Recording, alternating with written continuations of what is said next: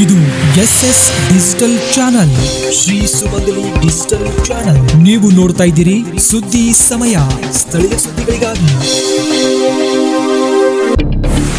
ಸುದ್ದಿ ಸಮಯದ ಪ್ರಾಯೋಜಕರು Mahalakshmi jewellers, gold hub, main road, Kalaburagi.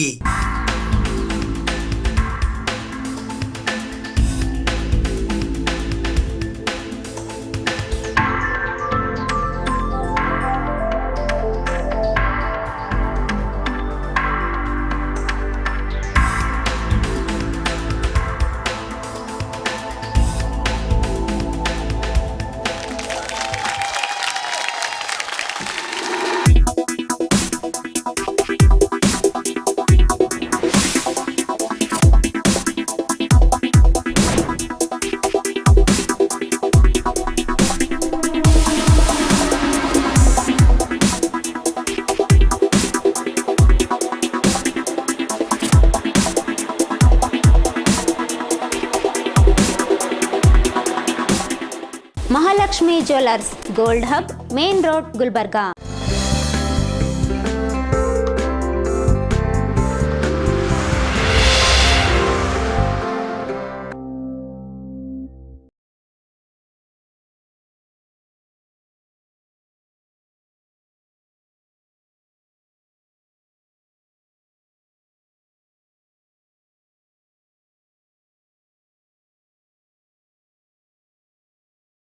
ಮಹಿಳೆಯರ ಮೇಲಿನ ದೌರ್ಜನ್ಯ ತಡೆಯಲು ಹೆಣ್ಣು ಗಂಡು ಎಂಬ ಭೇದವಿಲ್ಲದೆ ಪೋಸ್ಕೋ ಕಾಯ್ದೆಯ ಕುರಿತು ಜನಜಾಗೃತಿ ಮೂಡಿಸಬೇಕು ಎಂದು ಪೊಲೀಸ್ ಮತ್ತು ಮಹಿಳಾ ಮತ್ತು ಮಕ್ಕಳ ಕಲ್ಯಾಣ ಇಲಾಖೆಗೆ ಕರ್ನಾಟಕ ರಾಜ್ಯ ಮಹಿಳಾ ಆಯೋಗದ ಅಧ್ಯಕ್ಷರಾದ ಡಾಕ್ಟರ್ ನಾಗಲಕ್ಷ್ಮಿ ಚೌಧರಿ ಸೂಚನೆ ನೀಡಿದ್ದಾರೆ. ಬುಧವಾರ ಕಲಬುರಗಿ ನಗರದ ಜಿಲ್ಲಾಧಿಕಾರಿಗಳ ಕಚೇರಿಯ ಸಭಾಂಗಣದಲ್ಲಿ ಮಹಿಳಾ ಮೀಸಲಾತಿ, ಸರಕಾರಿ ಖಾಸಗಿ ಸಂಸ್ಥೆಯಲ್ಲಿ ಆಂತರಿಕ ದೂರು ಸಮಿತಿ ರಚನೆ, ಮಹಿಳಾ ದೌರ್ಜನ್ಯ ಪ್ರಕರಣ ಮತ್ತು ಸುರಕ್ಷತೆ ಕುರಿತಂತೆ ಅಧಿಕಾರಿಗಳೊಂದಿಗೆ ಪ್ರಗತಿ ಪರಿಶೀಲನಾ ಸಭೆ ನಡೆಸಿ ಮಾತನಾಡಿದ ಅವರು, ದೌರ್ಜನ್ಯ ಪ್ರಕರಣ ಕಡಿಮೆಗೊಳಿಸಲು ಅರಿವೇ ಮದ್ದಾಗಿದೆ. ವಿಶೇಷವಾಗಿ ದೌರ್ಜನ್ಯ, ಪೋಸ್ಕೋ, ಬಾಲ್ಯ ವಿವಾಹ ನಿಷೇಧ ಹೀಗೆ ವಿವಿಧ ವಿಷಯಗಳ ಕುರಿತು ಶಾಲೆ, ಕಾಲೇಜು ಹಾಗೂ ವಸತಿ ನಿಲಯದಲ್ಲಿ ಕಾನೂನು ಅರಿವು ನೆರವು ಕಾರ್ಯಕ್ರಮ ಪ್ರತಿ 6 ತಿಂಗಳಿಗೊಮ್ಮೆ ಆಯೋಜಿಸಬೇಕು ಎಂದು ಅಧಿಕಾರಿಗಳಿಗೆ ನಿರ್ದೇಶನ ನೀಡಿದರು. ಎಸ್ಪಿ ಅಕ್ಷಯ್ ಹಾಕೆ ಮಾತನಾಡಿ, ಜಿಲ್ಲೆಯಲ್ಲಿ ಕಳೆದ 6 ತಿಂಗಳಲ್ಲಿ 40 ಮಹಿಳೆಯರು, 22 ಅಪ್ರಾಪ್ತ ಬಾಲಕಿಯರು ಸೇರಿ 62 ಜನ ಮಿಸ್ಸಿಂಗ್ ಪ್ರಕರಣಗಳಾಗಿದ್ದು, ಇದರಲ್ಲಿ ಈಗಾಗಲೇ 21 ಪ್ರಕರಣಗಳನ್ನು ಟ್ರೇಸ್ ಮಾಡಲಾಗಿದೆ. ಅದೇ ರೀತಿ 9 ಅತ್ಯಾಚಾರ ಪ್ರಕರಣ ದಾಖಲಾಗಿದ್ದು, 7ರಲ್ಲಿ ಚಾರ್ಜ್ ಶೀಟ್ ಸಲ್ಲಿಸಲಾಗಿದೆ. ವಿಶೇಷವಾಗಿ ಹಳ್ಳಿ ತಾಂಡಾದಲ್ಲಿ ನಡೆಯುವ ಬಾಲ್ಯ ವಿವಾಹ ತಡೆಗಟ್ಟಲು ಅರಿವು ಮೂಡಿಸಲಾಗುತ್ತಿದೆ. ಕಲಬುರಗಿ ಜಿಲ್ಲೆಯ ಗ್ರಾಮಾಂತರದಲ್ಲಿ 16, ನಗರದಲ್ಲಿ 10 ಸೇರಿ 26 ERSS 112 ವಾಹನಗಳಿದ್ದು, ಪ್ರತಿದಿನ ಸುಮಾರು 30-40 ಕರೆ ಬರುತ್ತಿದ್ದು, ಇವುಗಳಿಗೆ ತಕ್ಷಣವೇ ಸ್ಪಂದಿಸುವ ಕೆಲಸ ಮಾಡಲಾಗುತ್ತಿದೆ ಎಂದು ತಮ್ಮ ಇಲಾಖೆಯ ಕಾರ್ಯಚಟುವಟಿಕೆ ಕುರಿತು ಮಾಹಿತಿ ನೀಡಿದರು. ಸಮಾಜ ಕಲ್ಯಾಣ ಇಲಾಖೆಯ ಜಂಟಿ ನಿರ್ದೇಶಕರು ಮಾತನಾಡಿ, ಇಲಾಖೆಯ ವಸತಿ ನಿಲಯದಲ್ಲಿ ಹೆಣ್ಣು ಮಕ್ಕಳಿಗೆ ಸುರಕ್ಷತೆ ಒದಗಿಸಲಾಗಿದೆ. ಊಟ, ವಸತಿ ಸರಿಯಾಗಿ ಪೂರೈಸಲಾಗುತ್ತಿದೆ. ಪ್ರತಿ ಮಾಹೆ ವಿದ್ಯಾರ್ಥಿಗಳ ಆರೋಗ್ಯ ತಪಾಸಣೆ ಮಾಡಲಾಗುತ್ತಿದೆ. ವಸತಿ ಶಾಲೆಯಲ್ಲಿ ಖಾಯಂ ನರ್ಸ್ ಇದ್ದಾರೆ. ಬಾಲಕಿಯರ ವಸತಿ ನಿಲಯಕ್ಕೆ ಪೊಲೀಸ್ ಗಸ್ತು ಇದೆ ಎಂದ ಅವರು, ವಿಶೇಷವಾಗಿ BCM ಇಲಾಖೆಯ ವಸತಿ ನಿಲಯದಲ್ಲಿ ಸ್ವಯಂ ರಕ್ಷಣೆಗೆ ಕರಾಟೆ ತರಬೇತಿ ನೀಡಲಾಗುತ್ತಿದೆ ಎಂದರು. ಆಗ DCB ಫೌಜಿಯಾತರನ್ನು ಮಾತನಾಡಿ, BCM ಇಲಾಖೆಯಲ್ಲಿ ಮಾತ್ರ ಕರಾಟೆ ತರಬೇತಿ ಇದ್ದು, ಸಮಾಜ ಕಲ್ಯಾಣ, ಅಲ್ಪಸಂಖ್ಯಾತ ಹಾಸ್ಟೆಲ್ನಲ್ಲಿ ಇಲ್ಲ. ಸರ್ಕಾರದ ನೀತಿ ನಿರ್ಧಾರಕ್ಕೆ ಈ ವಿಷಯ ಒಳಪಟ್ಟಿದೆ ಎಂದಾಗ ಅಧ್ಯಕ್ಷರು ಸರಕಾರದ ಮಟ್ಟದಲ್ಲಿ ಈ ಬಗ್ಗೆ ಚರ್ಚಿಸಲಾಗುವುದು ಎಂದರು. ಮಿಷನ್ ಸುರಕ್ಷಾ ಕಾರ್ಯಕ್ರಮಕ್ಕೆ ಡಾಕ್ಟರ್ ನಾಗಲಕ್ಷ್ಮಿ ಚೌಧರಿ ಅವರು ಜಿಲ್ಲಾಡಳಿತಕ್ಕೆ ಅಭಿನಂದನೆ ಸಲ್ಲಿಸಿದರು. ಮಹಿಳಾ ಲಿಂಗಾನುಪಾತ ಕಡಿಮೆಯಾಗಿರುವುದಕ್ಕೆ ಏನು ಕ್ರಮ ಕೈಗೊಂಡಿದ್ದೀರಿ ಎಂದು ಅವರು ಪ್ರಶ್ನೆ ಮಾಡಿದರು. ಕ್ಯಾಂಪಸ್ ಮರ್ಡರ್ ಹಿನ್ನೆಲೆಯಲ್ಲಿ ಭದ್ರತೆ ಜವಾಬ್ದಾರಿ ಶಿಕ್ಷಣ ಸಂಸ್ಥೆಗಳದ್ದು ಎಂದು ಅವರು ಇದೇ ವೇಳೆ ಸ್ಪಷ್ಟಪಡಿಸಿದರು. ಈ ಸಭೆಯಲ್ಲಿ DCP ಕನಿಕಾ ಸಿಕ್ರಿವಾಲ್, ಅಪರ ಜಿಲ್ಲಾಧಿಕಾರಿ ರಾಯಪ್ಪ ಹುಣಸಗಿ, ಹೆಚ್ಚುವರಿ SP Srinidhi, ACP Bindumani RN, DCPO Mangala Patil ಸೇರಿದಂತೆ ವಿವಿಧ ಇಲಾಖೆಯ ಜಿಲ್ಲಾ ಮಟ್ಟದ ಅಧಿಕಾರಿಗಳು ಉಪಸ್ಥಿತರಿದ್ದರು. ಎಲ್ಲಿಯಾದರೂ ಮೇಡಮ್ ERSS ಗೆ ನಮಗೆ ಬಹಳಷ್ಟು ಕರೆಗಳು ಬಂದಿದೆ. ERSS emergency response system 112 phone ಬಂದ್ಕೊಂಡು ಇಲ್ಲಿ ಚೈಲ್ಡ್ ಮ್ಯಾರೇಜ್ ಆಗ್ತಾ ಇದೆ ಅಂತ ಮಾಹಿತಿ ಬಂದಾಗ ಅದೇ ಪ್ರಿಪೇರಿಂಗ್ ಮನೆಯಲ್ಲಿ ತಯಾರಿ ನಡೆದಿದೆ. 112 is active here? Yes, every day we receive around 35 to 40 calls. ಅಂದ್ರೆ ಅದು ಹಳ್ಳಿಗಳು ಗ್ರಾಮಾಂತರಗಳಾದ್ರೂ Yes madam, there are 16 vehicles in the district madam. City ನಲ್ಲಿ ಅಪ್ ಇದೆ ಅದನ್ನ ಒಂದು ಸ್ಟ್ಯಾಟಿಸ್ಟಿಕ್ಸ್ ಡೂಯಿಂಗ್ ಇಟ್ ಎವ್ರಿ ಎರಡನೇದು I want to know gender sensitisation. ಅಂದರೆ ಈಗ ಹೆಣ್ಣು ಮಕ್ಕಳು ಸ್ಟೇಷನ್ಗೆ ಹೋಗಲ್ಲ, ಯಾಕೆ ಕಾರಣ? ಫಸ್ಟ್ ರೀಸನ್ ಹೇಳ್ತಾರೆ, ಮೇಡಮ್ ಪೊಲೀಸ್ ಸರಿಯಾಗಿ ಸ್ಪಂದಿಸಲ್ಲ, ಹೆಣ್ಣು ಮಕ್ಕಳಿಗೆ ಗೌರವಿಸಲ್ಲ. ದಿಸ್ ಈಸ್ ದ, ನೀವು ಎಲ್ಲಿ ಹೋದ್ರು ಇದೇ ಮೊದಲನೇ ಕಂಪ್ಲೇಂಟು. ಸೊ ಈ ಥರ ಆಗದೆ ಇರಲಿಕ್ಕೆ ನೀವು ಪೊಲೀಸ್ ಅಧಿಕಾರಿಗಳು ಎಷ್ಟು ಪೊಲೀಸ್ ಪರ್ಸನಲ್ಗೆ ಜೆಂಡರ್ ಸೆನ್ಸಿಟೈಸೇಷನ್ ಪ್ರೋಗ್ರಾಮ್ಸ್ಗೆ ನೀವು ಅಟೆಂಡ್ ಮಾಡೋದಕ್ಕೆ ಅಥವಾ ಅವ್ರಿಗೆ ಕೋರ್ಸ್ಗಳು ಟ್ರೈನಿಂಗ್ ಮಾಡೋದಕ್ಕೆ ನೀವು ಎಷ್ಟು ಸಪೋರ್ಟ್ ಮಾಡಿದ್ದೀರಾ, ಎಷ್ಟು ಜನಕ್ಕಾಗಿದೆ, ಯಾವ ಪ್ರೋಗ್ರಾಮ್ಸಲ್ಲಿ ಅವ್ರು ಅಟೆಂಡ್ ಮಾಡಿದ್ದಾರೆ, ಅದಾದಮೇಲೆ ಯಾವ ಥರ ಬದಲಾವಣೆ ಆಗಿದೆ ಸ್ಟೇಷನ್ಸಲ್ಲಿ, ಅದು ಎಲ್ಲ ಕಂಪ್ಲೀಟ್ ರಿಪೋರ್ಟ್ ನನಗೆ ಬೇಕು. ಯಾಕೆ ಅಂತಂದರೆ ಮುಖ್ಯವಾಗಿ ಆಯೋಗಕ್ಕೆ ನೋಡಿ, ನಮ್ಮ ಇಲ್ಲಿ ಒಂದು ಹೆಣ್ಣುಮಗಳು ಬಂದಿದ್ದಾಳೆ, ಅದು ಗುಲ್ಬರ್ಗ ಮಗಳು. ಆ ಹೆಣ್ಣು ಮಗಳು ನಾವು ಬೆಂಗಳೂರಿಗೆ ಆಯೋಗಕ್ಕೆ ಬರಬೇಕು ಅಂದರೆ ಎಷ್ಟು ಕಷ್ಟ ಆಗುತ್ತೆ, ಎಷ್ಟು ಕಿರುಕುಳ, ಡೊಮೆಸ್ಟಿಕ್ ವೈಲೆನ್ಸ್, ಅವಳ ಗಂಡ ಅವರಿಗೆ ಗೊತ್ತೇ ಇಲ್ಲ. ಅವ್ರಿಗೆ ಯಾರೋ ಹೇಳಿದಾರಂತೆ, ಓ ಮೇಡಮ್ಗೆ ಹೋದ್ರೆ ನಾವು ಮೇಡಮ್ ಮಾಡೋಕ್ಕಾಗಲ್ಲ, ಪೊಲೀಸೇ ಮಾಡಬೇಕು, ನಮ್ಮೊಟ್ಟಿಗೆ ಅವರೇ, ನೀವು ನಮಗೆ ಮಾಡಿದ್ರೆ ನಾವು ಅವರಿಗೆ ಮಾಡೋದು, ಅವರೇ ನಮ್ಮ ಶಕ್ತಿ, ನಿಮಗೆ ರಕ್ಷಣೆ ಕೊಡಲಿಕ್ಕೆ ನಮ್ಮ ಶಕ್ತಿನೇ ಪೊಲೀಸು. ಸೊ ಪೊಲೀಸ್ ಹತ್ರ ಯಾಕೆ ಬರಲ್ಲ ಹೆಣ್ಮಗಳು? ನೀವು ಅವೇರ್ನೆಸ್ ಕ್ರಿಯೇಟ್ ಮಾಡಿ, ಒಂದು ಫ್ರೆಂಡ್ಲಿ ಅವೇರ್ನೆಸ್ ಸ್ಟಾರ್ಟ್ ಮಾಡಿ. ಹೆಣ್ಣು ಮಕ್ಕಳು ಬಂದಾಗ ಅದೇ ಯಾರು ಬೇಕಾದ್ರೂ ಹೋಗ್ಬೋದು. ಅಂದರೆ ಫಸ್ಟ್ ಥಿಂಗ್ ಆ ಒಂದು ಇದನ್ನ ಪೊಲೀಸ್ ಸ್ಟೇಷನ್ ಚೇಂಜ್ ಮಾಡಲಿಕ್ಕೆ ನೀವು ಏನೇನು ಪ್ರೋಗ್ರಾಮ್ಸ್ ಮಾಡಿದ್ದೀರಾ ಅದು ನನಗೆ ಬೇಕು. ಇಂಥ ವ್ಯಕ್ತಿ ಕಂಡ್ರೆ ನಮಗೆ ಅನುಕೂಲ ಆಗ್ತದೆ, ನಮಗೆ ಸಹಾಯ ಆಗ್ತದೆ ಅಂತ ಪೊಲೀಸ್ ಭಯ ಅಲ್ಲ ಭರವಸೆ ಅಂತ ಒಂದು ಭಾವನೆಯೊಂದಿಗೆ ಈ ತೆರೆದ ಮನೆ ಅನ್ನೋದು ಎಷ್ಟು ಬಾಗಿಲಿಗೆ ಮುಟ್ಟಿದೆ madam. All schools and colleges in the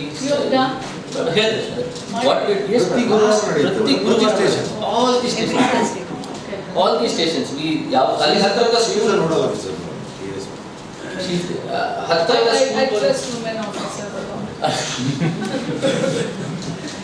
so ಹತ್ತಿರ ಇದು our CEO also will agree.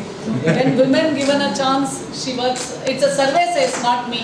ಸರ್ವೇನೇ ಹೇಳುತ್ತೆ, ಒಂದು ಹೆಣ್ಣು ಮಗಳಿಗೆ ಅಧಿಕಾರದಲ್ಲಿದ್ದಾಗ ಗಂಡಸರು ಕೆಟ್ಟವರಂತ ನಾನು ಹೇಳ್ತಾ ಇಲ್ಲ, ಅವರೆಲ್ಲರೂ ಈಗ ಸಿದ್ದರಾಮಯ್ಯನವರು ಮುಖ್ಯಮಂತ್ರಿಗಳಾಗಿ ಎಷ್ಟು ಹೆಣ್ಮಕ್ಳ ಪರವಾಗಿ ಯೋಜನೆ ತಂದಿದ್ದಾರೆ. I am not against, I am not A feminist, but ಹೆಣ್ಣು ಮಕ್ಕಳಿಗೆ ಅಧಿಕಾರ ಸಿಕ್ಕಿದಾಗ ಅಲ್ಲಿ ಭ್ರಷ್ಟಾಚಾರ ಕಡಿಮೆ, ಕೆಲಸ ಜಾಸ್ತಿ. This is survey speaks, not me. So ತೆರೆದ ಮನೆ ಕಾರ್ಯಕ್ರಮಗಳ ಮೂಲಕ ಮೇಡಮ್ ಅವರನ್ನ ಠಾಣೆಗೆ ಕರೆದು ಬೇಸಿಕ್ ಟ್ರಾಫಿಕ್ ನಿಯಮಗಳಿರ್ಬೋದು, ಅವರ ಸೇಫ್ಟಿಗಳಿರ್ಬೋದು, specific good touch bad touch ಬಗ್ಗೆ ಹೇಳ್ಕೊಡುವಂಥದ್ದು ಇರ್ಬೋದು. ಇದು ವಿ ಸಿ ಅವರಿಗೆ because I think that needs a round applaud, because ಎಲ್ಲ ಕಡೆ ಅವೇರ್ನೆಸ್ ಒಂದು ಕ್ರಿಯೇಟ್ ಆದರೆ 50% harassment, 50% crimes on women will reduce. She herself has to protect herself. ಇದನ್ನ ಬಹಳ ನೀಟಾಗಿ ಇದನ್ನ ಮಾಡಿ, ಬಿಕಾಸ್ ಗುಲ್ಬರ್ಗ ಒಂದು ಮಾದರಿಯಾಗಿ ನಿಂತ್ಕೋಬೇಕು ಆ ಮಕ್ಕಳು. ಬಿಕಾಸ್ ನೆನ್ನೆ ನಾನು ಮಾತಾಡಬೇಕಾದ್ರೆ ಎಷ್ಟೊಂದು ಜನ ಮಕ್ಕಳ ಜೊತೆ ಮಾತಾಡಬೇಕಾದ್ರೆ ಎಲ್ಲೋ ಒಂದು ಅರಿವಿನ ಕೊರತೆ ಇದೆ. ಆ ಅರಿವನ್ನು ಮೂಡಿಸೋದ್ರಲ್ಲಿ ನೀವು ಯಶಸ್ವಿಯಾಗಿ, ಇದು ನನ್ನ ಒಂದು ದೊಡ್ಡ ವಿಶ್ವ ಮತ್ತೆ ಹಾರೈಕೆ.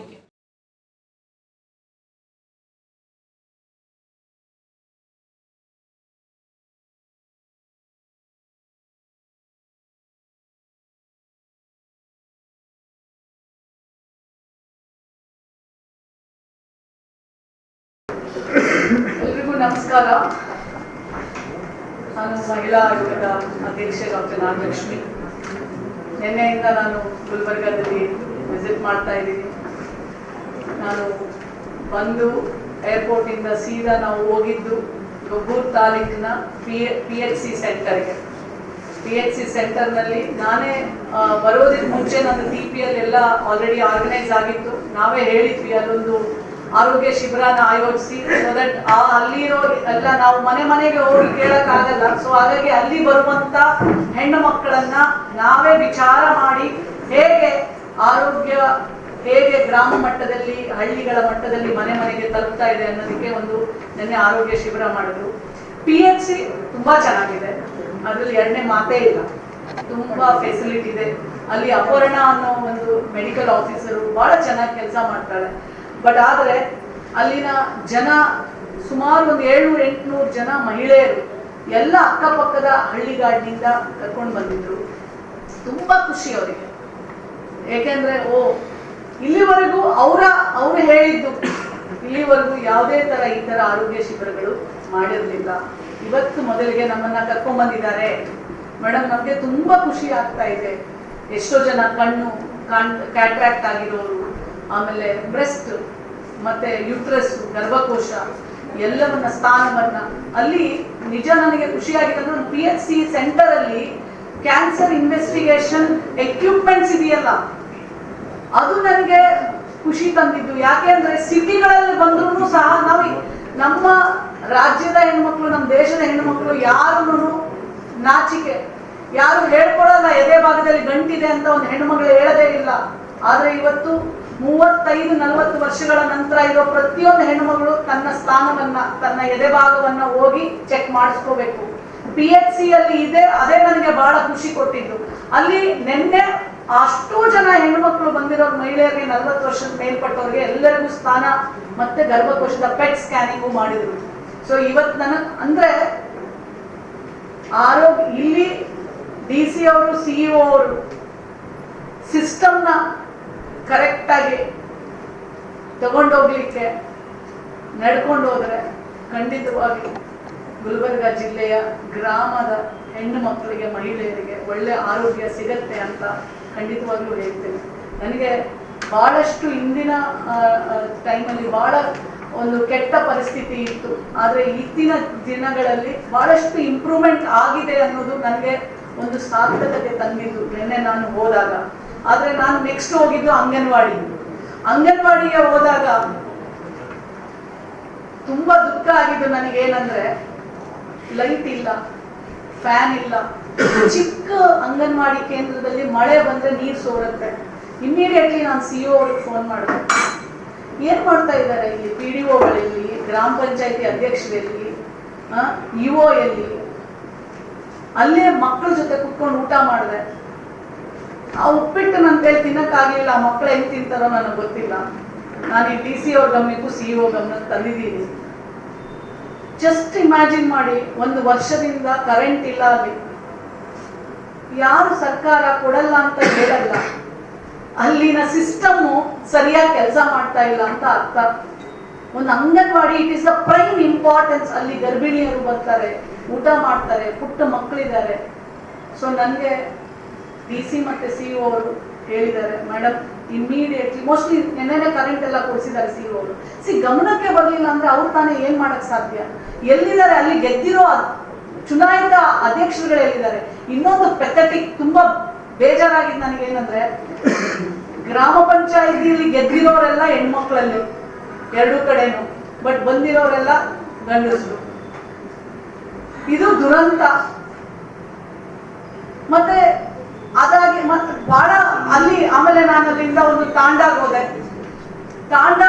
ಹೋದಾಗ ಅಲ್ಲಿನ ರಸ್ತೆಗಳು ಎಷ್ಟೊಂದು ಅನುದಾನ ಬರುತ್ತೆ. ಅನುದಾನ ಯಾಕೆ ತಗೊಂಡಿಲ್ಲ ಅಂದ್ರೆ, ತಗೊಂಡಿದ್ರೆ ಯಾಕೆ ಮಾಡಿಸಿಲ್ಲ?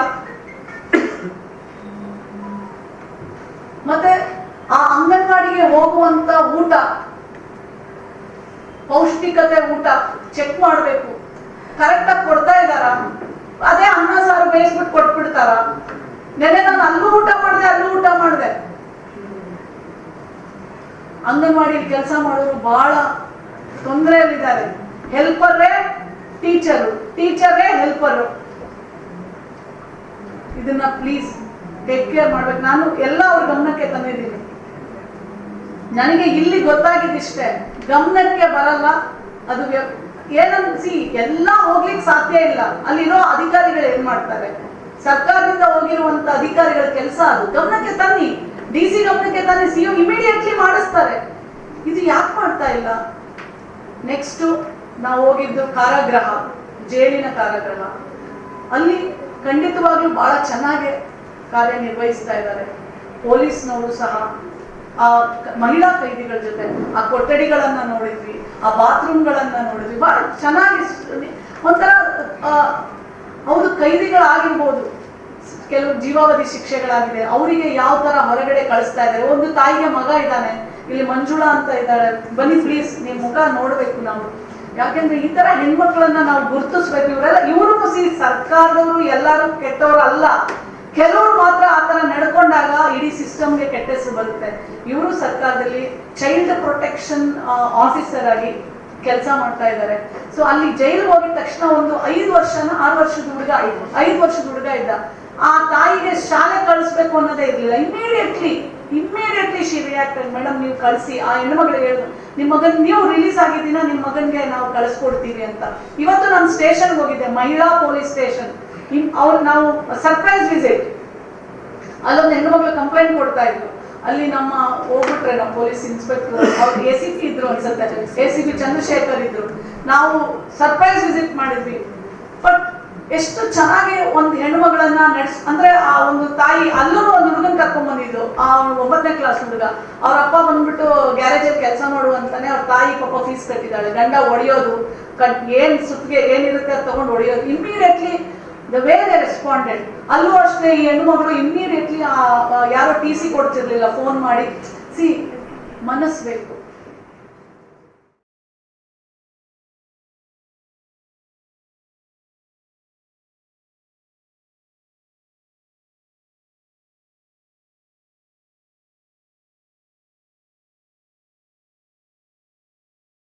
ಬೆಲೆ ಏರಿಕೆ ಪ್ರತಿ ವರ್ಷ ನಡೆಯುತ್ತಲೇ ಇರುತ್ತದೆ ಎಂದು ಕಲಬುರಗಿಯಲ್ಲಿ KKRDB ಅಧ್ಯಕ್ಷರಾದ ಡಾಕ್ಟರ್ ಅಜಯ್ ಸಿಂಗ್ ಹೇಳಿದ್ದಾರೆ. ರಾಜ್ಯ ಸರ್ಕಾರ ಹಾಲು ದರ ಏರಿಕೆ ವಿಚಾರ ಹಿಂದಿನ ಸರ್ಕಾರದ ಅವಧಿಯಲ್ಲಿ ಪೆಟ್ರೋಲ್, ಡೀಸೆಲ್ ಹಾಗೂ ಗ್ಯಾಸ್ ದರ ಎಷ್ಟಿತ್ತು? ದೇಶದಲ್ಲಿ ಬೆಲೆ ಏರಿಕೆ ಪರಿಸ್ಥಿತಿಗೆ ಅನುಗುಣವಾಗಿ ಬೆಲೆ ಏರಿಕೆಯಾಗಿದೆ. ಗ್ಯಾರಂಟಿ ಯೋಜನೆಗಳನ್ನು ಒಂದು ಕಡೆ ಬಿಡಿ, ಇದು ಬೆಲೆ ಏರಿಕೆ ಪ್ರತಿ ವರ್ಷ ಆಗುತ್ತಲೇ ಇರುತ್ತದೆ. ಹಾಲಿನ ದರದ ಏರಿಕೆ ಬಗ್ಗೆ ಸಮರ್ಥನೆ ಮಾಡಿಕೊಂಡಿದ್ದಾರೆ ಡಾಕ್ಟರ್ ಅಜಯ್ ಸಿಂಗ್. ನಾವು ನಮ್ಮ ಮಾತಿಗೆ ಬದ್ಧರಾಗಿದ್ದೇವೆ, ನುಡಿದಂತೆ ನಡೆದಿದ್ದೇವೆ. ಯಾವುದೇ ಸರ್ಕಾರ ಇದ್ದರೂ ಬೆಲೆ ಏರಿಕೆ ಆಗುತ್ತಲೇ ಇರುತ್ತದೆ. ಬೆಲೆ ಏರಿಕೆ ಬಗ್ಗೆ ಪ್ರಧಾನಿ ನರೇಂದ್ರ ಮೋದಿ ಅವರೇ ಹೇಳಬೇಕು. ರಾಜ್ಯದಲ್ಲಿ ಬೆಲೆ ಏರಿಕೆ ಬಗ್ಗೆ ಮಾತ್ರ ಬಿಜೆಪಿಯವರಿಗೆ ಕಾಣುತ್ತದೆ, ರಾಷ್ಟ್ರಮಟ್ಟದಲ್ಲಿ ಆದ ಬೆಲೆ ಏರಿಕೆ ಕಾಣುವುದಿಲ್ಲ ಎಂದರು. ರಾಜ್ಯದಲ್ಲಿ ಮತ್ತೆ ಮುನ್ನೆಲೆಗೆ ಬಂದಿದೆ DCM ಹುದ್ದೆ ವಿಚಾರ. DCM ಹುದ್ದೆ ಕೂಗು ಈಗಿನದ್ದಲ್ಲ, ಇದು ಸರ್ಕಾರ ಬಂದಾಗಿನಿಂದ ಚರ್ಚೆ ನಡೆಯುತ್ತಿದೆ. CM DCM ಹುದ್ದೆ ಬಗ್ಗೆ AICC ಅಧ್ಯಕ್ಷರು, ವರಿಷ್ಠರು ನೋಡಿಕೊಳ್ಳುತ್ತಾರೆ, ಅವರೇ ತೀರ್ಮಾನ ಮಾಡುತ್ತಾರೆ. DCM ಹುದ್ದೆ ಕೂಗು ಮೊದಲೇನಲ್ಲ, ಇದು ದೆಹಲಿಯಲ್ಲಿ ಮಾತ್ರ ಚರ್ಚೆಯಾಗುತ್ತದೆ. ನಮ್ಮ ಅಭಿಪ್ರಾಯ ಕೇಳಿದಾಗ ನಾನು ಅದನ್ನು ತಿಳಿಸುತ್ತೇನೆ. 3 DCM ಹುದ್ದೆಗೆ ಪರೋಕ್ಷವಾಗಿ ಬೆಂಬಲ ಕೊಟ್ಟ ಡಾಕ್ಟರ್ ಅಜಯ್ ಸಿಂಗ್ ಅವರು ಹಿಂದೆ ರಾಜ್ಯದಲ್ಲಿ ಬಿಜೆಪಿ ಸರ್ಕಾರ ಇದ್ದಾಗ 3 DCM ಮಾಡಿದ್ದರು ಎಂದರು.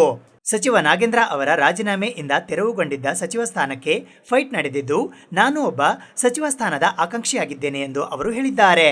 ಈ ಮೂಲಕ ಸಚಿವ ಸ್ಥಾನದ ಬಗ್ಗೆ ಡಾಕ್ಟರ್ ಅಜಯ್ ಸಿಂಗ್ ಒಲವು ತೋರಿದ್ದಾರೆ. ಕಲಬುರಗಿಯಲ್ಲಿ ಸಚಿವ ಸ್ಥಾನದ ಬಗ್ಗೆ ಡಾಕ್ಟರ್ ಅಜಯ್ ಸಿಂಗ್ ಒಪ್ಪಿಕೊಂಡಿದ್ದಾರೆ. ಕಳೆದ 2 ಬಾರಿ ಅವಕಾಶ ಮಿಸ್ ಆಗಿತ್ತು, ಈಗ ಸಿಗಬಹುದು ಎಂಬ ನಿರೀಕ್ಷೆ ಇದೆ. ಕಾಂಗ್ರೆಸ್ JDS ಮೈತ್ರಿಯಲ್ಲೂ ನನ್ನ ಹೆಸರು ಮುಂಚೂಣಿಯಲ್ಲಿತ್ತು, ಆದರೆ ಕಾರಣಾಂತರದಿಂದ ಮಿಸ್ ಆಗಿತ್ತು. 2023ರಲ್ಲಿಯೂ ಆಕಾಂಕ್ಷಿಯಾಗಿದ್ದೆ, ಆಗಲೂ ಸಿಗಲಿಲ್ಲ. ಈ ಬಾರಿ ಸಿಗುವ ವಿಶ್ವಾಸ ಇದೆ. ದೆಹಲಿಗೆ ಹೋಗುತ್ತಿದ್ದೇನೆ.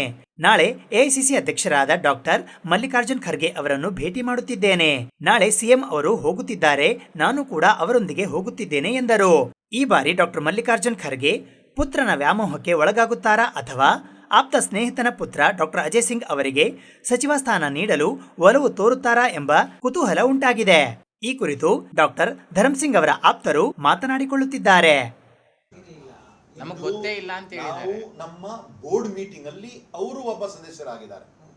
ಅವ್ರಿಗೂ ಕೂಡ ಮೊನ್ನೆ ನಾನು ಮಾತಾಡಿದಾಗ ಅವ್ರಿಗೆ ಹೇಳಿದೆ, ನಾನು ಎಜುಕೇಷನ್ ಅಲ್ಲಿ 652 ಕೋಟಿ ನಾವು ತಾವು ಶಿಕ್ಷಣಕ್ಕೆ ಕಡ್ಡಾಯವಾಗಿ ಉಪಯೋಗಿಸಬೇಕು ಅಂತ ಕೇವಲ ಒಂದು ಕ್ಷೇತ್ರದಲ್ಲಿ ಆಗ್ತಾ ಇಲ್ಲ. ನಮ್ಮ ಕಲ್ಯಾಣ ಕರ್ನಾಟಕ ಭಾಗದಲ್ಲಿ ಇರ್ತಕ್ಕಂಥ 7 ಜಿಲ್ಲೆ ಹಾಗೂ 41 ತಾಲೂಕುಗಳಲ್ಲಿ ಆ ಕ್ಷೇತ್ರದಲ್ಲಿ ನಾವು ಅನುದಾನ ಬಿಡುಗಡೆ ಮಾಡಿದ್ದೀವಿ. ನಾವು ಬೋರ್ಡ್ ಮುಖಾಂತರ ನೀವು ಕಡ್ಡಾಯವಾಗಿ ಶಿಕ್ಷಣಕ್ಕೆ ನಿಮ್ಮ ಶಾಲೆ ಬಿಲ್ಡಿಂಗ್ಗೆ, ನಿಮ್ಮ ಹೊಸ ಶಾಲೆ ಬಿಲ್ಡಿಂಗ್ ಬೇಕು ನೀವು ಹಾಕ್ರಿ, ಅಲ್ಲಿ ಎಲ್ಲಾದರೂ ಏನಾದರೂ ಉಪಕರಣಗಳು ಬೇಕು ನೀವು ತಗೊಳ್ರಿ. ನೀವು ಪ್ರಾಥಮಿಕ ಶಾಲೆಗಳಿಗೆ ನೀವು ಬಳಸ್ಕೊಳ್ಬೇಕು, ನೀವು ಬಳಸ್ಕೊಳ್ಬಹುದು. ಪ್ರೌಢಶಾಲೆಗಳಿಗೆ ನೀವು ನೀವು ಬಳಸ್ಕೊಳ್ಬಹುದು. ಆದರೆ ಶಿಕ್ಷಣಕ್ಕಾಗಿ ನಾವು ಹೆಚ್ಚು ಒತ್ತು ಕೊಡ್ತಾ ಇದ್ದೀವಿ. ಇದು ನಿಮಗೆ ರಿಸಲ್ಟ್ಸು 1 ವರ್ಷದಲ್ಲಿ ಸಿಗಲ್ಲ, ಇದು 3 ರಿಂದ 5 ವರ್ಷದಲ್ಲಿ ನಿಮ್ಗೆ ಎದ್ದು ಕಾಣ್ತದೆ. ನಾವು ಯಾವಾಗ ತನಕ ನಮ್ಮ ಭಾಗದಲ್ಲಿ, ಯಾಕೆ ನಮ್ಮ 7 ಜಿಲ್ಲೆಗಳು ಈ ಒಂದು ಶಿಕ್ಷಣದಲ್ಲಿ ನಾವು ನೋಡಿದ್ರೆ ಯಾವಾಗಲೂ ಕೂಡ ನಾವು ಕೆಳಗೆ ಇದ್ದೀವಿ. 10 ಡಿಸ್ಟ್ರಿಕ್ಟಲ್ಲಿ ನಾವು ಕೆಳಗಿದ್ದೀವಿ. ಹಿಂದೆ ಇರ್ತಕ್ಕಂಥ ಸರ್ಕಾರ ತಾವೆಲ್ಲ ನೋಡಿದಿರಿ, ಪೆಟ್ರೋಲ್ ದರ ಎಷ್ಟಿತ್ತು? 71 ಇತ್ತು. 71 ಇದ್ದಾಗ ಅಷ್ಟೊಂದು ಎಲ್ಲ ಗ್ಯಾಸ್ ಸಿಲಿಂಡರ್ಸು ಅದು ಇದು ಎಲ್ಲ ಭಾಳಷ್ಟೊಂದು ಪ್ರತಿಭಟನೆ ಮಾಡಿದರು. ಈಗ ನೀವು ನೋಡ್ತಾ ಇದ್ದೀರಿ 108, 109 ತನಕ ಆಗಿದೆ. ದೇಶದಲ್ಲಿ ಇರ್ತಕ್ಕಂಥ ಒಂದು ಬೆಲೆ ಏರಿಕೆ ಪರಿಸ್ಥಿತಿ ಎಲ್ಲ ಕಡೆ ತಾವು ನೋಡ್ತಾ ಇದ್ದೀರಿ. ಗ್ಯಾಸ್ ಸಿಲಿಂಡರು 450 ಇದ್ದಿದ್ದು 1000 ಆಗಿದೆ. ನಮ್ಮ UPA ಸರ್ಕಾರ ಇದ್ದಾಗ 450 ಇದ್ದಾಗ ನಾವು 200 ರೂಪಾಯಿ ನಾವು 200 ರೂಪಾಯಿ ನಾವು ಸಬ್ಸಿಡಿ ಕೊಡ್ತಾ ಇದ್ವಿ. ಈಗ 950ರಿಂದ 1000 ಆಗಿದೆ. ಏನು ಸಬ್ಸಿಡಿ ಇಲ್ಲ. ನಾವು ನಮ್ಮ ಇರ್ತಕ್ಕಂಥ ಗ್ಯಾರಂಟೀಸ್ ಒಂದು ಕಡೆ, ಬೆಲೆ ಏರಿಕೆ ಏನಾಗ್ತದೆ ಇನ್ಫ್ಲೇಷನ್ನಿಂದ ವರ್ಷಕ್ಕೂ ಆಗ್ತಾ ಇರ್ತದೆ. ಈಗ ಗ್ಯಾರಂಟಿ ಒಂದು ಕಡೆ, ನಾವು ಏನು ಹೇಳಿದ್ದೀವಿ ನಾವು ನಮ್ಮ ಮಾತಿಗೆ ನಾವು ಬದ್ಧರಾಗಿದ್ದೀವಿ. ಕರ್ನಾಟಕ ರಾಜ್ಯದಲ್ಲಿ ಇರ್ತಕ್ಕಂಥ 6.5 ಕೋಟಿ ಜನ ನಮಗೇನು ಆಶೀರ್ವಾದವನ್ನು ಮಾಡಿದ್ದಾರೆ. ನಮ್ಮ ಸರ್ಕಾರ ಇವತ್ತಿನ ದಿವಸ ಸುಮಾರು 13 ತಿಂಗಳಾಗಿದೆ. ನಾವೆಲ್ಲ ಹೇಳಿರುವಂಥ ಒಂದು ಭರವಸೆಯನ್ನು ಕೊಟ್ಟಿದ್ದೀವಿ. ಆದರೆ ಈ ಒಂದು ಪೆಟ್ರೋಲು, ಡೀಸಲ್ಲು ಮತ್ತು ಹಾಲಿನ ಒಂದು ಏನು ಹೆಚ್ಚಳ ಏನಾಗಿದೆ, ಒಂದು ಬೆಲೆ ಏರಿಕೆ ಆಗಿದೆ, ಅದು ವರ್ಷಕ್ಕೂ ಆಗ್ತಾ ಇರ್ತದೆ. ಯಾವ ಸರ್ಕಾರ ಇದ್ದರೂ ಆಗ್ತದೆ. ಇದು ಕಾಂಗ್ರೆಸ್ ಸರ್ಕಾರ ಇದೆ ಅಂತ ಅಷ್ಟೇ ಅಲ್ಲ, ಯಾವ ಸರ್ಕಾರ ಇದ್ದರೂ ಕೂಡ ಆಗ್ತದೆ. ಬೆಲೆ ಏರಿಕೆ ಇದ್ದಿದ್ದು ನಾವು ದೇಶದ ಪ್ರಧಾನಮಂತ್ರಿಯವ್ರು ನಾವು ಕೇಳಬೇಕು. ಗ್ಯಾಸ್ ಸಿಲಿಂಡರ್ ಬೆಲೆ ಎಷ್ಟಿತ್ತು, ಎಷ್ಟಾಗಿದೆ? ಪೆಟ್ರೋಲ್ ಬೆಲೆ ಎಷ್ಟಿತ್ತು, ಎಷ್ಟಾಗಿದೆ? 71 ರೂಪಾಯಿ ಇದ್ದಿದ್ದು 108 ರೂಪಾಯಿ ಆಗಿದೆ. ಡೀಸಲ್ಲು 55 ಇದ್ದಿದ್ದು 95 ರೂಪಾಯಿ ಆಗಿದೆ. ಸಿಲಿಂಡರ್ಸು 450 ರೂಪಾಯಿ ಇದ್ದಿದ್ದು 1000 ರೂಪಾಯಿ ಆಗಿದೆ. ಬೀಜ, ಗೊಬ್ಬರ ಎಲ್ಲ ಒಂದು ರೀತಿಯಿಂದ ನಾವು ನೋಡ್ತಾ ಇದ್ದೀವಿ ಅಂದರೆ ಬೆಲೆ ಏರಿಕೆ ಆಗಿದೆ. ಸೊ ಬೆಲೆ ಏರಿಕೆ ಆಗಿದ್ದು ಇವತ್ತು ಕೇವಲ ನಾವು ನಮ್ಮ ಕರ್ನಾಟಕ ನಮ್ಮ ಸರ್ಕಾರದಲ್ಲಿ ಬೆಲೆ ಏರಿಕೆ ಮಾತ್ರ ಮಾಡಿದ್ರೆ ಅವ್ರಿಗೆ ಕಣಕ್ಕೆ ಕಾಣ್ತದೆ. ಆದರೆ ರಾಷ್ಟ್ರ ಮಟ್ಟದಲ್ಲಿ ಅವರು ಮಾಡೋದು ಯಾರಿಗೂ ಕಾಣ್ತಾ ಇಲ್ವಾ? ಇದು CM ಆಗಲಿ DCM ಅವರಾಗಲಿ ಎಲ್ಲ ಚರ್ಚೆ ಕೊನೆಯದಾಗಿ ನಮ್ಮ AICC ಅವರು ವರಿಷ್ಠರು ಅವರು ತೀರ್ಮಾನ ಮಾಡ್ತಕ್ಕಂಥ ವಿಷಯಗಳು. ಮಂತ್ರಿಗಳಾಗಲಿ ಉಪಮುಖ್ಯಮಂತ್ರಿಗಳಾಗಲಿ ಎಲ್ಲ ವಿಷಯಗಳ ಬಗ್ಗೆ ದೆಹಲಿಯಲ್ಲಿ ಚರ್ಚೆ ಆಗ್ತದೆ. ಈ ಒಂದು 3 DCM ಆಗಬೇಕು ಅಂತ ಇದೇನು ಹೊಸದೇನಲ್ಲ, ಮೊದಲಿಂದ ನಾವು ಕೇಳ್ಕೊಂಡು ಬಂದಿದ್ದೀವಿ. ಮೊದಲಿಂದ ಇದು ಚುನಾವಣೆಕ್ಕಿಂತ ಪೂರ್ವದಲ್ಲೂ ಕೂಡ ಬಂತು. ತಾವು ಸಮ್ಮತಿಯಲ್ಲಿದ್ದೀರಿ ಸರ್? 3 DCM ಹುದ್ದೆಗಳಲ್ಲಿ ತಾವು ಸಮ್ಮತಿದ್ದೀರಿ? ಅದು ಹೈಕಮಾಂಡ್ ಡಿಸೈಡ್ ಮಾಡ್ತಾರಪ್ಪ. ನಾನು ನಮ್ಮ ಹಿರಿಯರಿದ್ದಾಗ, ವರಿಷ್ಠರಿದ್ದಾಗ ಅಥವಾ ವಿರೋಧ ಇದ್ದೀರಾ ಅಂತ? ಪರ ಇದ್ದೀರಾ? ಅದರ ಬಗ್ಗೆ ನಾವು ವಿಚಾರ ಮಾಡಿಲ್ಲ. ನಮ್ಮ ಅಭಿಪ್ರಾಯ ಅವರು ಕರೆಸಿ ಕೇಳಿದಾಗ ಅವಾಗ ನಮ್ಮ ಅಭಿಪ್ರಾಯ ಅಲ್ಲಿ ವ್ಯಕ್ತಪಡಿಸ್ತೀವಿ. ಅವರು BJP ಅವರು 3 DCM ಮಾಡಿದ್ರು. ನೀವು ನೋಡಿದ್ರಿ, 3 DCM ಅವ್ರು ಆಗಿದ್ರು. ಏನಾಯಿತು? ಅರ್ಥ ಆಯ್ತಲ್ಲ. ತೋ ಈಗ ಅವ್ರು ಮಾಡೋಕ್ಕೆ ಸುಮ್ಮನೆ BJP ಅವರು ಹತಾಶ ಆಗಿಬಿಟ್ಟಿದ್ದಾರೆ. 25 ಸೀಟ್ ಗೆದ್ದಿದ್ರು, 26 ಸೀಟ್ ಗೆದ್ದಿದ್ರು, 19 ಗೆದ್ದಿದ್ದಾರೆ. ಅವರೆಲ್ಲ ಕೇಂದ್ರದಲ್ಲಿ ಪ್ರಧಾನಮಂತ್ರಿಯವರಾಗಲಿ, ನಡ್ಡಾ ಅವರಾಗಲಿ, ಅಮಿತ್ ಶಾ ಅವರು ತರಾಟೆಗೆ ತೊಗೊಂಡಿದ್ದಾರೆ. ಅವ್ರಿಗೆ ಯಾಕೆ ಇದು ನಿಮ್ಮ ಕಲ್ಯಾಣ ಕರ್ನಾಟಕ ಭಾಗದಲ್ಲಿ ಒಂದು ಗೆಲ್ಲಕ್ಕಾಗಿಲ್ಲ ಅಂತ ತರಾಟೆಗೆ ತೊಗೊಂಡಿದ್ದಾರೆ ಅವ್ರಿಗೆ. ಅದಕ್ಕೆ ಅವರು ಬ್ಲೇಮ್ ಗೇಮ್ ಮಾಡೋಕ್ಕೋಸ್ಕರ ಈ ಥರ ಬೇರೆ ಏನಾದರೂ ಸೃಷ್ಟಿ ಮಾಡ್ತಾ ಇದ್ದಾರೆ. ಸಚಿವ ನಾಗೇಂದ್ರ ಅವರ ಸ್ಥಾನಕ್ಕೆ ನಾನು ಈಗಂತಲ್ಲ, ನಾನು ಮೊದಲನೆಯೂ ಕೂಡ ಮಂತ್ರಿ ಆಗ್ತಕ್ಕಂಥ ಒಂದು ಆಕಾಂಕ್ಷಿ ಇದ್ದೀನಿ. 2018ರಲ್ಲೂ ಕೂಡ ಸಮ್ಮಿಶ್ರ ಸರ್ಕಾರದಲ್ಲಿ ನನ್ನ ಹೆಸರು ಮುಂಚೂಣಿಯಲ್ಲಿ ಬಂದಿತ್ತು. ಯಾವುದೋ ಒಂದು ಕಾರಣಕ್ಕಾಗಿ ಅವಕಾಶ ಸಿಕ್ಕಿರಲಿಲ್ಲ. ನಂತರ ನನ್ನನ್ನು ಗುರುತಿಸಿ ಮೊದಲು ದೆಹಲಿಯ ವಿಶೇಷ ಪ್ರತಿನಿಧಿ ಮಾಡಿದ್ರು ಮತ್ತು ಹಿಂದೆ ಮುಖ್ಯ ಸಚೇತಕನಾಗಿ ನೇಮಕ ಮಾಡಿದ್ರು. ಸುಮಾರು 3.5 ವರ್ಷ ನಾನು ಸನ್ಮಾನ್ಯ ಸಿದ್ದರಾಮಯ್ಯ ಅವರು ವಿರೋಧ ಪಕ್ಷದ ನಾಯಕರಾಗಿದ್ದರು. ನಾನು ಮುಖ್ಯ ಸಚೇತಕನಾಗಿ ಕಾರ್ಯವನ್ನು ನಿರ್ವಹಿಸಿದ್ದೀನಿ. ಅದನ್ನು ನನಗೆ ಗುರುತಿಸಿದ್ದಾರೆ. ಮೊನ್ನೆನೂ ಕೂಡ ನಾನು ಆಕಾಂಕ್ಷಿ ಇದ್ದೆ. ಆದರೆ ಯಾವುದೋ ಒಂದು ಕಾರಣಕ್ಕಾಗಿ ನನ್ನದು ಅವಕಾಶ ತಪ್ಪಿದೆ. ಮುಂದೆ ಬರ್ತಕ್ಕಂಥ ದಿನಗಳಲ್ಲಿ ನನಗೆ ಒಂದು ಅವಕಾಶ ಸಿಗ್ತದಂತ ಸಂಪೂರ್ಣವಾದ ಒಂದು ವಿಶ್ವಾಸ ಇದೆ. ಖರ್ಗೆ ಅವರಿಗೆ ಪುತ್ರನ ವ್ಯಾಮೋಹ ಹೇಳಿದ್ದೆ ಆ ಥರ ಏನಿಲ್ಲ. ಇವಾಗ ಅವಕಾಶ ಬರ್ತದೆ. ಮುಂದೆ ಬರ್ತಕ್ಕಂಥ ಒಂದು ಸಂದರ್ಭದಲ್ಲಿ ನನಗೆ ಅವಕಾಶ ಸಿಗ್ತದಂತ ಸಂಪೂರ್ಣವಾದ ಒಂದು ವಿಶ್ವಾಸ ಇದೆ. ಖರ್ಗೆ ಅವರು ತಮ್ಮ ಕುಟುಂಬಕ್ಕೆ ಬಹಳ ಆಪ್ತರು. ಸೊ ಹಾಗಾಗಿ ಈ ಬಾರಿನಾದರೂ ಒಂದು ಸಚಿವ ಸ್ಥಾನ ಕೊಡಿಸ್ಬೋದೇನಂತ ನಿರೀಕ್ಷೆ ಇದೆಯಾ ಅಂತ? ಎಲ್ಲ ನಿರೀಕ್ಷೆ ಅಂತೂ ಇದೆ. ಸಮಯ ಬಂದಾಗ ಖಂಡಿತವಾಗಿ ಹಾಗೆ ಆಗ್ತದೆ ಅಂತ ವಿಶ್ವಾಸ ಇದೆ. ಭೇಟಿ ಮಾಡಿದ್ರಿ ಸರ್? ಇಲ್ಲ, ನಾನು ಮೋಸ್ಟ್ಲಿ ದೆಹಲಿ ನಾಳೆ ಹೋಗ್ತೇನೆ. ದೆಹಲಿ ಹೋಗಿ ಅವರು ಸ್ವಲ್ಪ ಇದರಲ್ಲೇ ಬಹಳ ವ್ಯಸ್ತರಾಗಿದ್ದಾರೆ. ಬಹುಶಃ ಸೆಷನ್ನು ಪ್ರಾರಂಭ ಆಗಿದೆ. ನಾಳೆ ಮುಖ್ಯಮಂತ್ರಿಯವರು ಕೂಡ ಹೋಗ್ತಾ ಇದ್ದಾರೆ, ಎಲ್ಲರೂ ಹೋಗ್ತಾ ಇದ್ದಾರೆ, ನಾವು ಹೋಗಬೇಕಂತ ಇದೆ. ಯಾವ ಒಂದು ಟ್ಯಾಕ್ಸು ಅದು ಇದು ಇಲ್ಲ, ಅವ್ರದ್ದು ಇರ್ತಕ್ಕಂಥ ಸರ್ಕಾರ 40% ಸರ್ಕಾರ. ಜನ ಅದು ಅರ್ಥ ಮಾಡಿಕೊಂಡು ಅಂತಹ ಒಂದು ಕೆಟ್ಟ BJP ಸರ್ಕಾರ ಇರುಕೂಡ್ದು ಅಂತ ಅವ್ರಿಗೆ ಒಂದು ತಕ್ಕಂಥ ಪಾಠ ಕಲಿಸಿದ್ದಾರೆ. CT ರವಿ ಅದನ್ನು ಅರ್ಥ ಮಾಡ್ಕೊಳ್ಬೇಕು. ಅವರು ಇವತ್ತು MLC ಆಗಿದ್ದಾರೆ. ಆ ಥರ ಒಂದು ವೇಳೆ ಇದ್ದಿದ್ರೆ ಅವರು ಚುನಾವಣೆಯಲ್ಲಿ ಅವ್ರಿಗೆ ಜನ ಆಶೀರ್ವಾದ ಮಾಡ್ತಾಯಿದ್ರು. ಯಾಕೆ ಮಾಡಿಲ್ಲ ಅಂದರೆ ಅರ್ಥ ಆಗ್ತದಿದು. ಅವ್ರು ಹೇಳ್ತಾರೆ ಇವತ್ತು ಕೇಂದ್ರದಲ್ಲಿ ಏನು ಪರಿಸ್ಥಿತಿ ಆಗಿದೆ, 400 ಪಾರ್ ಅಂತ ಅವ್ರು ಹೇಳ್ತಾಯಿದ್ರು. 240 ಪಾರು ಮಾಡೋಕ್ಕಾಗಿಲ್ಲ ಅವ್ರಿಗೆ. ದೇಶದ ಪ್ರಧಾನಮಂತ್ರಿಯವರು 400 ಪಾರ್ ಅಬ್ಕಿ ಬಾರ್ 400 ಪಾರ್ ಅಂತ ಎಷ್ಟು ಸತಿ ಅವ್ರು ಮಾಡಿದ್ರು, ಲೋಕಸಭೆಯಲ್ಲಿ ಹೇಳಿದ್ರು ಅವರು. ಆದರೆ ಜನ ಅವ್ರು ತಕ್ಕಂಥ ಒಂದು ಪಾಠ ಕಲಿಸಿದ್ದಾರೆ. ಬಹುಶಃ ಇನ್ನು ಹೆಚ್ಚು ಕಡಿಮೆ ನಾವು 20 ಸೀಟ್ ಗೆದ್ದುಬಿಟ್ಟಿದ್ರೆ ಇವತ್ತು INDA ಸರ್ಕಾರ ಇರ್ತಿತ್ತು. ಇದೆಲ್ಲ ನೋಡಿಬಿಟ್ಟು ಇವತ್ತು CT ರವಿ ಅವರು ಆತ್ಮಾವಲೋಕನ ಮಾಡ್ಕೊಳ್ಬೇಕು. ಅವರು ಕೇಂದ್ರದಲ್ಲಿ ಏನಾಗಿದೆ, ರಾಜ್ಯದಲ್ಲಿ ಏನಾಗಿದೆ, ಅದ ನಂತರ ಅವರು ಆತ್ಮಾವಲೋಕನ ಮಾಡಿ ಈ ಥರ ವಿಷಯಗಳ ಬಗ್ಗೆ ಅವರು ಮಾತಾಡಬೇಕು. ನಿನ್ನೆ ಅವ್ರು ಹೇಳಿದ್ದಾರೆ, ಇದನ್ನು ಕೂಡ ನಾನು ನೋಡಿದ್ದೀನಿ ಯಾವೊಂದು ರೀತಿಯಿಂದ ಅದು ಹೇಳಿದ್ದಾರೆ. ಯಾಕಂದರೆ ಅವಾಗ ಮಾತಾಡುವಾಗ ಇಂತಹ ಒಂದು ಯಾವಾಗಲೂ ಕೂಡ ಯಾರೂ ಕೂಡ ಹೇಳಿರಲಿಲ್ಲ. ಒಂದು ಸೂಕ್ತ ಕ್ರಮ ಅದರ ನಮ್ಮ ಕಾನ್ಸ್ಟಿಟ್ಯೂಷನಲ್ಲೂ ಕೂಡ ಇದೆ. ಈ ಒಂದು ರೀತಿಯಿಂದ ಬೇರೆ ದೇಶಗಳ ಬಗ್ಗೆ ಅವರು ಮಾತಾಡ್ತಾರೆ. ಒಬ್ಬ ಸಂಸದರಾಗಿ, ಹಿರಿಯ ಸಂಸದರಾಗಿ ಒಂದು ಪಕ್ಷದವ್ರು ಮಾತಾಡ್ತಾ ಇದ್ದಾರೆ ಅಂದರೆ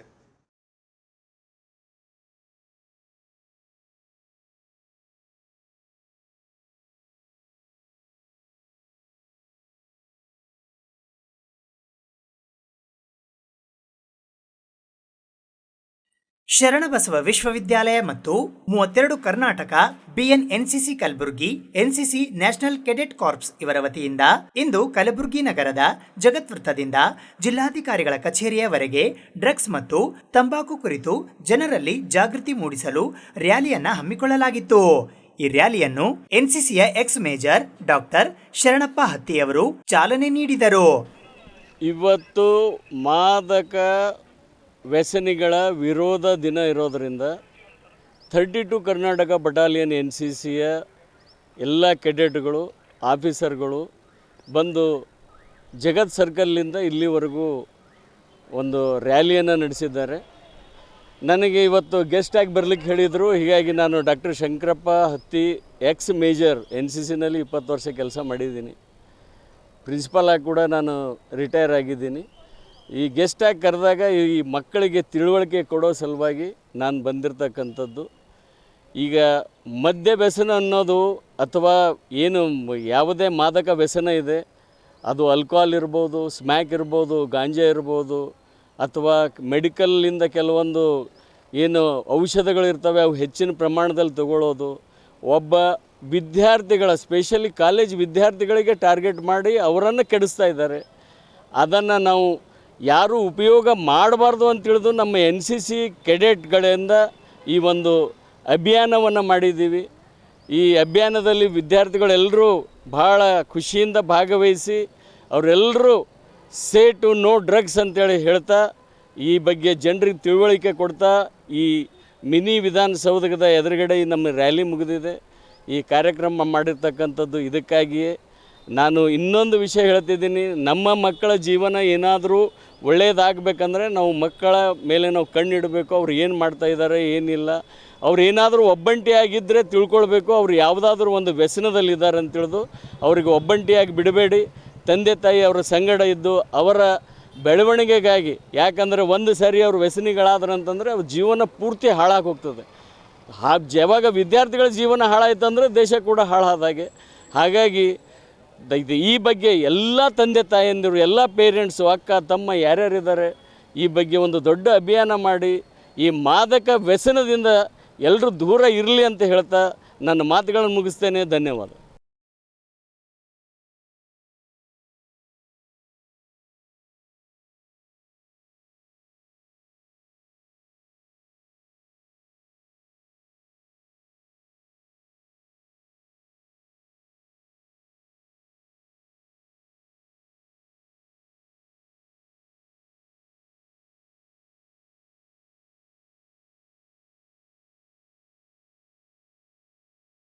ದಿನಾಂಕ 26ನೇ ಜೂನ್ 2024ರಂದು ಬೆಳಗ್ಗೆ 11 ಗಂಟೆಗೆ ಹೈದರಾಬಾದ್ ಕರ್ನಾಟಕ ಯುವ ಕಲಾವಿದರ ಹಾಗೂ ಸಾಂಸ್ಕೃತಿಕ ನೃತ್ಯ ಸಂಘ ಕಲಬುರಗಿಯ ವತಿಯಿಂದ 8ನೇ ವರ್ಷದ ವಾರ್ಷಿಕೋತ್ಸವದ ಅಂಗವಾಗಿ ಸುಗಮ ಸಂಗೀತ, ಭರತನಾಟ್ಯ, ಬಂಜಾರ ನೃತ್ಯ ಹಾಗೂ ಎಸ್ಎಸ್ಎಲ್ಸಿ ಮತ್ತು ಪಿಯುಸಿ 2023-24ನೇ ಸಾಲಿನ ಅತಿ ಹೆಚ್ಚು ಅಂಕ ಪಡೆದ 40 ವಿದ್ಯಾರ್ಥಿಗಳಿಗೆ ವಿದ್ಯಾರ್ಥಿ ವೇತನ ಪ್ರಶಸ್ತಿ ಹಾಗೂ ಸಾಮಾಜಿಕ ಕ್ಷೇತ್ರದಲ್ಲಿ ಸಾಧನೆ ಮಾಡಿದ ಯುವ ಪ್ರತಿಭೆಗಳಿಗೆ ಸಾಧಕ ರತ್ನ ಪ್ರಶಸ್ತಿ ಹಮ್ಮಿಕೊಳ್ಳಲಾಗಿತ್ತು. ಈ ಕಾರ್ಯಕ್ರಮಕ್ಕೆ ವಿಶೇಷ ಅತಿಥಿಯಾಗಿ ರಕ್ಷಕ್ ಬುಲೆಟ್ ಅವರು ಆಗಮಿಸಿದ್ದರು. ಈ ಕಾರ್ಯಕ್ರಮಕ್ಕೆ ಉದ್ಘಾಟಕರಾಗಿ ಕಲಬುರಗಿ ಗ್ರಾಮೀಣ ಮತಕ್ಷೇತ್ರದ ಶಾಸಕರಾದ ಬಸವರಾಜ್ ಮತ್ತಿಮೂಡ್ ಆಗಮಿಸಿದ್ದರು. ಜ್ಯೋತಿ ಬೆಳಗಿಸಲು ಡಾಕ್ಟರ್ ಸುರೇಶ್ ಶರ್ಮಾ ಹಾಗೂ ಪ್ರಶಸ್ತಿ ಪ್ರದಾನ ಮಾಡಲು ಡಾಕ್ಟರ್ ಶರಣಕುಮಾರ್ ಮೋದಿ ಆಗಮಿಸಿದ್ದರು. ಮುಖ್ಯ ಅತಿಥಿಗಳಾಗಿ ಕಲಬುರಗಿ ಮಹಾನಗರ ಪಾಲಿಕೆಯ ಪೂಜ್ಯ ಮಹಾಪೌರರಾದ ವಿಶಾಲ್ ದರ್ಗಿ, ಡಾಕ್ಟರ್ ಅಜಯ್ ಕುರಾಳ್, ಎಸ್ಎಲ್ ಪಾಟೀಲ್, ಸಂಪತ್ ಕುಮಾರ್, ವಿಷ್ಣು ಬಡಗು, ಸುನಿಲ್ ಬಿರಾದಾರ್ ಸೇರಿದಂತೆ ಇತರರು ಈ ಕಾರ್ಯಕ್ರಮದಲ್ಲಿ ಭಾಗವಹಿಸಿದ್ದರು.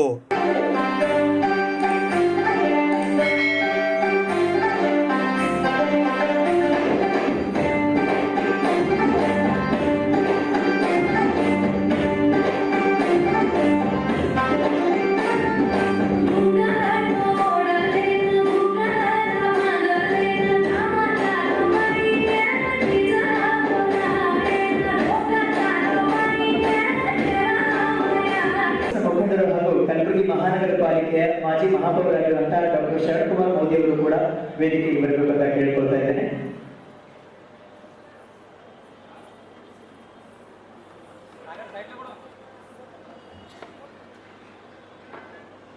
ನೆಕ್ಸ್ಟ್ ಭರತನಾಟ್ಯದವರು ದಯವಿಟ್ಟು ವೇದಿಕೆಗೆ ಬರಬೇಕು. ಲೋಕೋಪಯೋಗಿ ಬಂದರು ಮತ್ತು ಒಳನಾಡು ಜಲಸಾರಿಗೆ ಇಲಾಖೆ ಕಲಬುರಗಿ ಅಧ್ಯಕ್ಷತೆ ಹೆಚ್ಚಿನರಾಗಿರುವಂಥ ಡಾಕ್ಟರ್ ಸುರೇಶ್ ಶರ್ಮಾ ಅವರಿಂದ ಪ್ರಮಾಣ ಪತ್ರಗಳ ವಿತರಣೆ.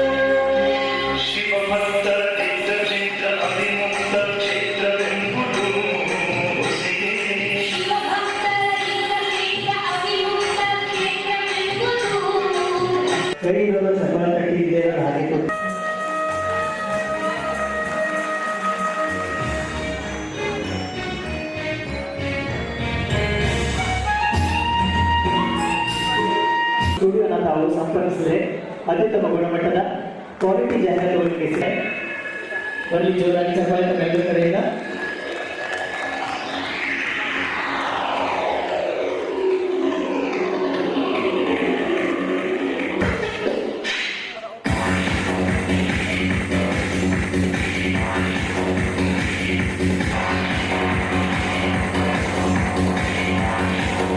ಇವರು ಡಾಕ್ಟರ್ ನಾಗೇಂದ್ರ ಪಾಟೀಲ್ ಅವರು ಒಂದು ವೆಬ್ ಸೀರೀಸ್ ಮಾಡ್ತಾ ಇದ್ದಾರೆ. ಗಂಗಾ ಅಂತ ಗಳಿಗೆ ಒಂದು ಪ್ರಶಸ್ತಿ ಪ್ರದಾನ ಸಮಾರಂಭ ಮುಂದುವರಿಯುತ್ತೆ.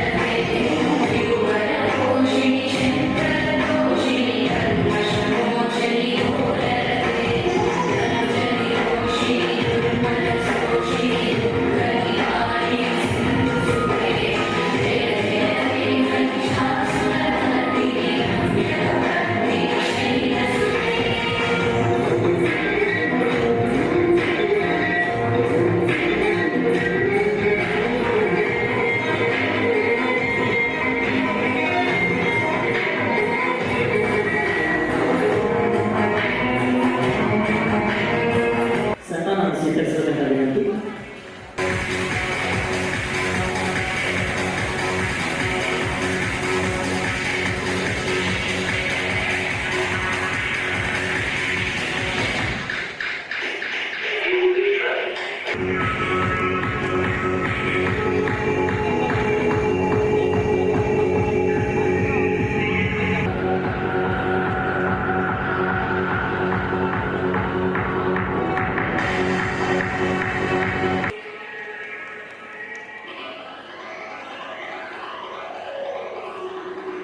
ಅದೇ ರೀತಿ ಉದ್ದಿಮೆದಾರರಾಗಿರುವಂತಹ ಅದೇ ರೀತಿ ಕಾವಡಿ ಔಷಧಿ ವೈದ್ಯರಾಗಿರುವಂತಹ ರಾಜ್ಕುಮಾರ್ ಮಕ್ಕಳಿಗೆರು,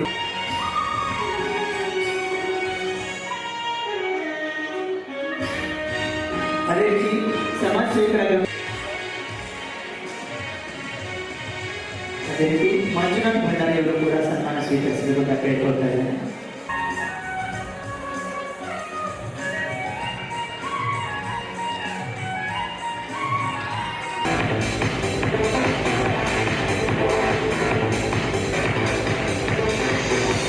ನಮಸ್ಕಾರ.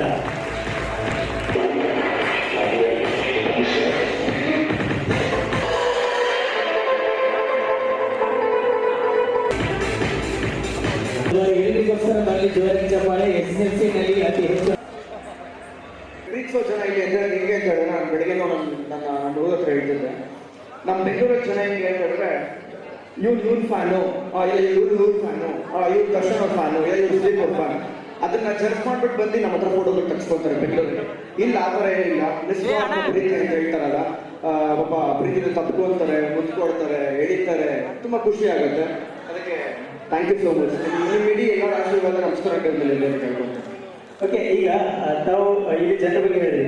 ಈಗ ಈ ಭಾಗದಲ್ಲಿ ತಾವು ಬಂದಿರಲಿಲ್ಲ. ಉತ್ತರ ಕರ್ನಾಟಕ ಅಂದ್ರೆ ನೀವು ಪತ್ರಿಕೆಯಲ್ಲಿ ಓದಿರ್ತೀರಾ, ಮಾಧ್ಯಮದಲ್ಲಿ ಹೇಳ್ತೀರಾ. ಯಾವ ರೀತಿ ಇಮ್ಯಾಜಿನೇಷನ್ ಇತ್ತು ಈ ಭಾಗದ ಬಗ್ಗೆ ನಿಮಗೆ ಅಂತ? ಇಲ್ಲಿ ಪ್ರದೇಶದ ಒಂದು ವಾತಾವರಣ ಆಗಿರ್ಬೋದು, ಜನರ ಒಂದು ನಡವಳಿಕೆ ಬಗ್ಗೆ ಏನು ನಿಮಗೆ ಒಂದು ಊಹೆ ಇತ್ತು? ಇಲ್ಲಿ ಬಂದಾಗ ನಿಮ್ಗೆ ಹೇಗೆ ಅನಿಸ್ತು? ಅಂದ್ರೆ ನೀವು ಅನ್ಕೊಂಡಿದ್ದು ರಾಂಗ್ ಅಂತ ಅನಿಸ್ತಾ ಅಥವಾ ನೀವು ಅನ್ಕೊಂಡಿದ್ದು ನಿಜ ಅಂತ ಅನಿಸ್ತಾ ಇತ್ತು ಬಂದಾಗ? ಅಂದ್ರೆ ನನಗೂ ಸಹ ಅದು ನಮ್ಮ ತಂದೆಗೂ ಇದು ತುಂಬಾ ಹಳೆಯದು. ಯಾಕಂದ್ರೆ ಅವರು ಎಲ್ಲ ಭಾಗದಲ್ಲಿ ಶೂಟಿಂಗ್ ಮಾಡ್ಕೊಂಡ್ ಬಂದಿದ್ದಾರೆ, ಎಲ್ಲ ಫಂಕ್ಷನ್ಸ್ ಅಟೆಂಡ್ ಮಾಡ್ತಾ ಇದ್ರು. ಇದು ನನಗೂ ಸಹ ಎಕ್ಸ್ಪೀರಿಯನ್ಸ್ ಆಯಿತು. ಕೇಳಿದ್ದು ನಿಜ ಆಯಿತು, ನೋಡಿದ್ದು ನಿಜ ಆಯಿತು. ವಿಡಿಯೋದಲ್ಲಿ ನೋಡ್ತಿದ್ವಿ, ನಮ್ಮ ಸಿನಿಮಾದವರೇ ಬಂದು ಪ್ರಮೋಷನ್ಸ್ ಮಾಡ್ತಿರೋದಾಗಿರ್ಬೋದು, ಥಿಯೇಟರ್ ಫಿಲ್ಮ್ಸ್ ಆಗಿರ್ಬೋದು, ಫುಲ್ ಹೌಸ್ಫುಲ್ ಆಗೋದು, ಯಾರು ಬಂದ್ರೆ ಅಂತ, ಅದಕ್ಕೆ ತುಂಬಾ ಖುಷಿ ಅನ್ಸುತ್ತೆ. ನಿಜ ಆಯ್ತು. ಓಕೆ, ಈಗ ನೀವು ಚಿತ್ರರಂಗದವರು ಇರೋದ್ರಿಂದ ಒಬ್ಬ ನಟನ ದೃಷ್ಟಿಯಿಂದ ಇಲ್ಲಿ ಜನರಿಗೆ ಏನ್ ಹೇಳಕ್ಕೆ ಇಷ್ಟಪಡ್ತೀರಾ? ಅಂದ್ರೆ ಒಂದು ಇತ್ತೀಚೆಗೆ ಚಿತ್ರರಂಗದ ಬಗ್ಗೆ ಹೇಳ್ತಾರೆ, ಥಿಯೇಟರ್ಗೆ ಬಂದು ನೋಡ್ಬೇಕು ಅಂತ. ಅದನ್ನ ಹೊರತುಪಡಿಸಿ ಚಿತ್ರರಂಗ ಈ ಮುಂಚೆ ಹೇಗಿತ್ತು, ಈಗ ಯಾವ ಮಟ್ಟಕ್ಕೆ ಬಂದಿದೆ, ಸೊ ಪ್ರೇಕ್ಷಕರ ಒಂದು ರಿಯಾಕ್ಷನ್ ಹೇಗಿರ್ಬೇಕು, ಅವರಿಂದ ಏನು ಎಕ್ಸ್ಪೆಕ್ಟ್ ಮಾಡ್ತೀರಾ ಅಂತ? ಮುಂಚೆ ಎಲ್ಲ ಸಿನಿಮಾ ನೋಡೋರು ಇವಾಗ KGF ಕಾಂತಾರ ಬೇಕು ಅಂತ ಹೇಳ್ತಾರೆ. ಆ ಥರ ಪಾಪ ಪ್ರೊಡ್ಯೂಸರ್ಸ್ ಮಾಡ್ಕೊಂಡು ಹೋಗ್ಬೇಕು ಅಂತಂದ್ರೆ ಎಲ್ಲ ಮನೆಗಳು ಮಾಡ್ಕೊಂಡು ಹೋಗ್ಬೇಕಾಗತ್ತೆ. ಅದಕ್ಕೋಸ್ಕರ ಸಣ್ಣ ಸಣ್ಣ ಪುಟ್ಟ ಸಿನಿಮಾಗಳು ಬಂದ್ರು ನೋಡಿ, ಕಂಟೆಂಟ್ ಇರುವಂಥ ಸಿನಿಮಾಗಳು. ಯಾರು ಸುಮ್ಮನೆ ಒಂದು ಸಿನಿಮಾ ಟೈಮ್ ಪಾಸ್ ಅಂತೂ ಮಾಡಲ್ಲ, ಯಾಕಂದ್ರೆ ಆರ್ಥಿಕ ಶ್ರಮ ಇರುತ್ತೆ. ಇದೇ ನಾನು ಗುರು ಶಿಷ್ಯರು ಮಾಡಿದಾಗ ನನ್ನ ತಂದೆ ಸಿನಿಮಾನ ಕ್ಯಾಮ್ರಾ ಹಿಂದೆ ನಿಂತ್ಕೊಂಡು ನೋಡ್ತಿದ್ದೆ. ಅವಾಗ ಹೇಳ್ತಿದ್ದೆ, ಅಪ್ಪ ನೀನು ಈ ಕಡೆ ಬಾ, ಈ ಕಡೆ ನಿಂತ್ಕೊ, ಈ ಥರ ಮಾಡು ಅಂತ. ಅದೇ ನಾವು ಕ್ಯಾಮ್ರಾ ಮುಂದೆ ನಿಂತ್ಕೊಂಡು ಹೋಗಿ ಆಕ್ಟ್ ಮಾಡಿದಾಗ ಅದ್ರ ನೋವು, ಅದ್ರ ಶ್ರಮ ನಮಗೆ ಗೊತ್ತಾಗುತ್ತೆ. ಬರೀ ಒಂದೇ ಸಿನಿಮಾ ಮಾಡಿರ್ಬೋದು, ಆದರೆ ಆ ಸಿನಿಮಾ ಕಮರ್ಷಿಯಲ್ ಆಗಿರಲಿಲ್ಲ, ಸ್ಪೋರ್ಟ್ಸ್ ಓರಿಯೆಂಟೆಡ್ ಸಿನಿಮಾ ಆಗಿರೋದ್ರಿಂದ ಬಿತ್ತಿ ಎತ್ತಿ ಮೈಯೆಲ್ಲ ತರ್ಚ್ಕೊಂಡು ನೋವಾಗಿ ಒಂದಷ್ಟು ಹತ್ತಿ ಅದೆಲ್ಲ ಆಗಿದೆ. ಮೊದಲನೇ ಸಿನಿಮಾದಲ್ಲೇ ತುಂಬ ಏಳು ಬೀಳುಗಳು. ಅದಾದ್ಮೇಲೆ ಬಿಗ್ ಬಾಸ್ ಒಂದು ಜರ್ನಿ ಇತ್ತಲ್ಲ, ಅದು ತುಂಬ ಸಾಫ್ಟ್ ಆಗಿ ಹೋಗಿತ್ತು ಜರ್ನಿ. ಇವಾಗ ಮುಂದಿನ ಚಿತ್ರಗಳು ಬರ್ತಾ ನಾವು ಒಂಥರ ಕಲಿತಾ ಇರ್ತೀವಿ. ಅದಕ್ಕೆ ಜನರ ಪ್ರೀತಿ, ಅಭಿಮಾನ, ಆಶೀರ್ವಾದ ಎಲ್ಲ ಇರಬೇಕು ಅಂತ ಕೇಳಿ.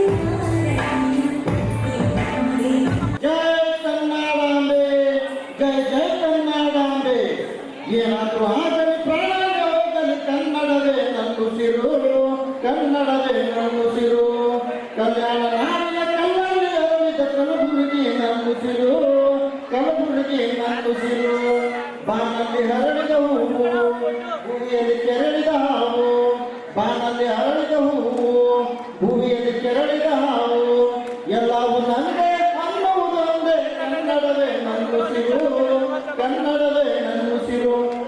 ಏನಾದ್ರೂ ಆಗಲಿ ಪ್ರಾಣ ಹೋಗಲಿ, ಕನ್ನಡವೇ ನನ್ನುಸಿರು, ಕನ್ನಡವೇ ನನ್ನುಸಿರು. ಕಲ್ಯಾಣ ನಾಡಿದು ಕಲ್ಲಲ್ಲಿ ಅರಳಿದ ಕಲಬುರಗಿ ನನ್ನುಸಿರು, ಕಲಬುರಗಿ ನನ್ನುಸಿರು. ಓ ಆ ಈ ಓ ಆ ಈ ಸಂಗೀತದ ಸ್ವರಗಳು ಇಲ್ಲೇ, ಕರಿಗಮ ಪದನಿಸದ ಪಮಗರಿಸ. ಕನ್ನಡದ ಕವಿಗಳು ಇಲ್ಲೇ, ಕುವೆಂಪು ಬೇಂದ್ರೆ ಕಾರಂತ ಮಾಸ್ತಿ. ಸಂಗೀತದ ಸ್ವರಗಳು ಇಲ್ಲೇ, ಸರಿಗಮ ಪದನಿಸದ ಪಮಗರಿಸ. ಕನ್ನಡದ ಕವಿಗಳು ಇಲ್ಲೇ, ಕುವೆಂಪು ಬೇಂದ್ರೆ ಕಾರಂತ ಮಾಸ್ತಿ. ಕಾಗೆಯ ಮರದ ಕೋಗಿಲ ಹೇಳಿದೆ, ಕನ್ನಡವೇ ನನ್ನುಸಿರು, ಕನ್ನಡವೇ ನನ್ನುಸಿರು. ಏನಾದರೂ ಆಗಲಿ ಪ್ರಾಣವೇ ಹೋಗಲಿ, ಕನ್ನಡವೇ ನನ್ನುಸಿರು, ಕನ್ನಡವೇ ನನ್ನುಸಿರು. ಕಲ್ಯಾಣ ನಾಡಿನ ಕಲ್ಲಲ್ಲಿ ಅರಳಿದ ಕಲಬುರಗಿ ನನ್ನುಸಿರು, ಕಲಬುರಗಿ.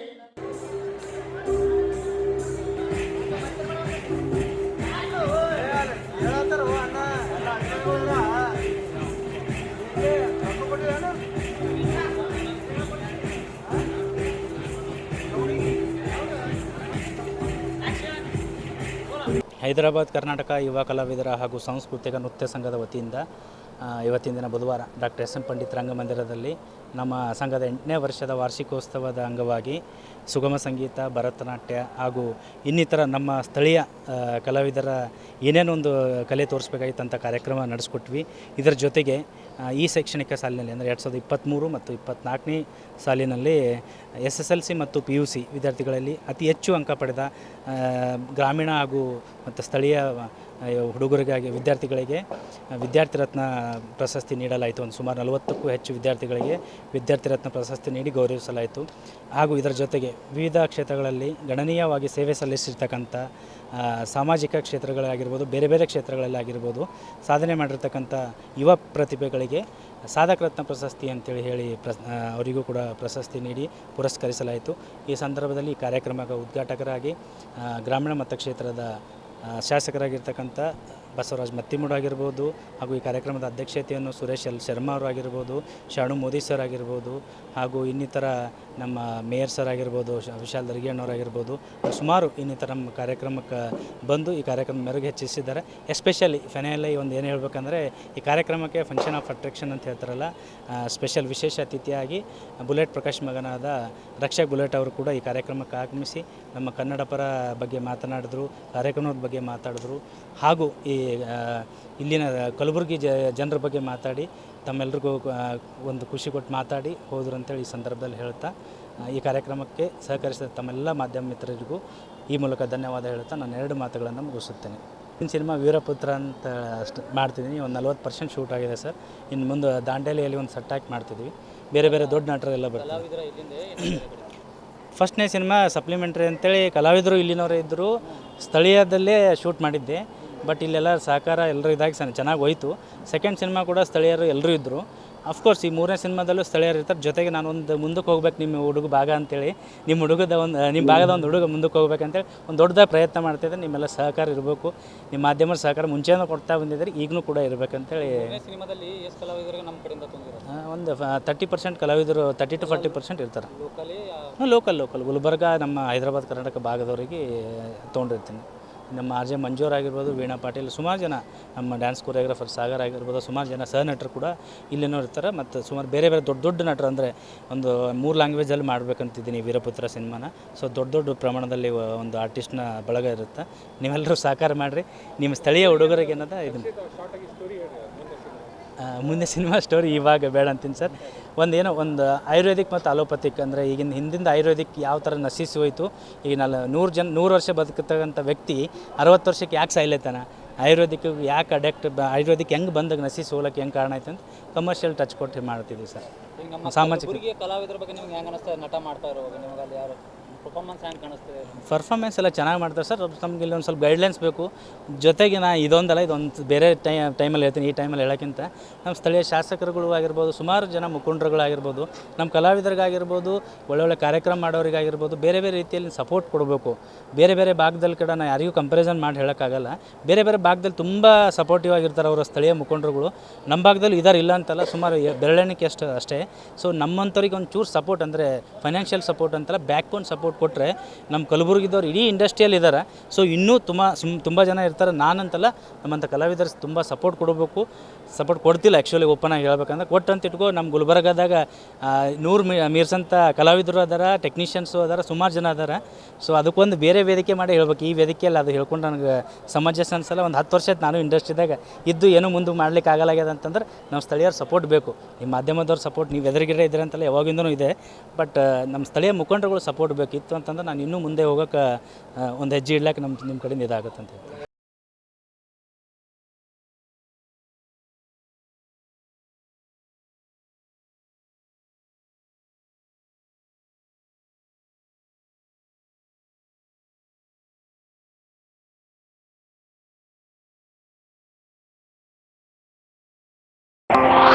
ಇದು SS ಡಿಜಿಟಲ್ ಚಾನಲ್, ಶ್ರೀ ಸುಮಂಗಲಿ ಡಿಜಿಟಲ್ ಚಾನಲ್. ನೀವು ನೋಡ್ತಾ ಇದ್ದೀರಿ ಸುದ್ದಿ ಸಮಯ, ಸ್ಥಳೀಯ ಸುದ್ದಿಗಳಿಗಾಗಿ. ಸುದ್ದಿ ಸಮಯದ ಪ್ರಾಯೋಜಕರು Mahalakshmi jewellers, gold hub, main road, Kalaburagi.